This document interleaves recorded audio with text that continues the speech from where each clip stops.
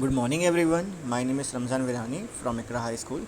आज हम पढ़ने वाले lesson number 1 sources of history के अंदर टाटपत्रा और भोजपत्रा के बारे में।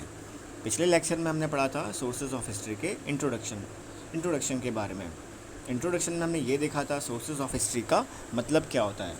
हिस्ट्री का मतलब होता है पास के इवेंट्स होता है, और सोर्सेज का मतलब होता है कि पास के इवेंट्स को हम जान पाते अलग अलग तरह के ज़रियों से, जैसे कि न्यूज़पेपर, मैगजीन्स एक्सेट्रा। तो ये सारे सोर्सेस है जिसके मदद से हम पास के इवेंट्स को जान पाते हैं। तो आज हम ऐसे ही कुछ सोर्सेस के बारे में पढ़ने वाले हैं जिससे हम अपने हिस्ट्री के बारे में जान सकते हैं। तो टाटपत्रा और भोजपत्रा, we can know about the past through various sources. तो हमें अपने हिस्ट्री के बारे में, जो पास्ट के इवेंट्स के बारे में पता चलता है अलग अलग तरह के सोर्सेस से। Now, Tatpatra and Bhojpatra manuscript written namely in the Pandu script are some of them. तो टाटपात्रा और भोजपात्रा ये मैन्यूस्क्रिप्ट है और जो पांडु स्क्रिप्ट के अंदर लिखा जाता था। Bhojpatra are made from the skin of a tree name भोज।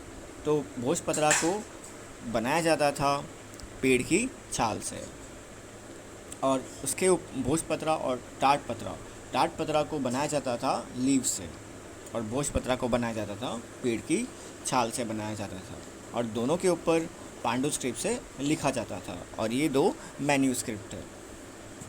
और although most of the Pandu manuscript have been destroyed by insects, some are still preserved in temples, viharas, library and government museum।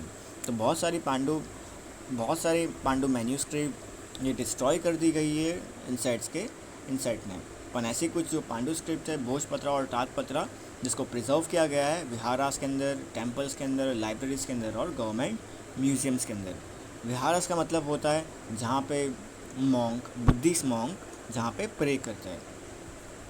Using this sources we get lot of information about king administration and public life in Asian time. तो पांडु script से हमें बहुत सारी जानकारी मिलती है, जैसे कि पहले के ज़माने में किंग कैसे राज करता था, राइट। पहले के ज़माने में लोग कैसे ज़िंदगी गुजारते थे, ये सारी चीज़ों के बारे में हमें पता चलता है। Record in stone inscription in Asian time, main incidents like achievements of king, writings of order and treaties with other state were carved on stones or metal plates। तो पहले के ज़माने में जो राजाओं की जो अचीवमेंट है और कुछ ऑर्डर लिखा जाता है, या फिर कोई एक स्टेट से दूसरे स्टेट के साथ कुछ ट्रीटी होती है, तो उनको मेटल प्लेट या फिर स्टोन प्लेट में लिखा जाता है। These metal plates and stone writings known as inscription exist in even today and are preserved in archives such as National Archives of Delhi।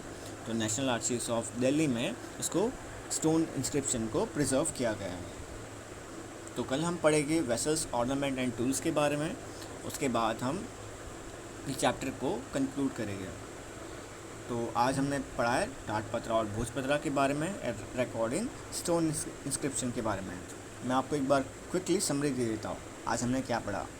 टाटपत्रा बनाया जाता है लीव से, भोजपत्रा बनाया जाता है स्टीम के छाल से बनाया जाता है, और इसके ऊपर पांडु स्क्रिप्ट से लिखा जाता है, और ये दो तरह की मैन्यूस्क्रिप्ट हैं, और इसको प्रिजर्व किया गया है विहारास, टेम्पल्स, लाइब्रेरी, गवर्नमेंट म्यूज़ियम के अंदर।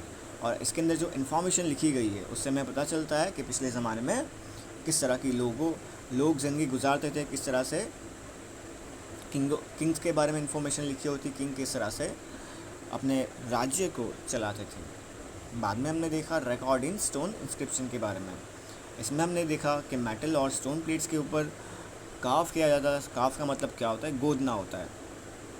स्टोन से गोदा जाता था और स्टोन प्लेट और मेटल प्लेट के ऊपर लिखा जाता था, गोद के लिखा जाता था, और इसको प्रिजर्व किया गया है नेशनल आर्शीव्स ऑफ दिल्ली में।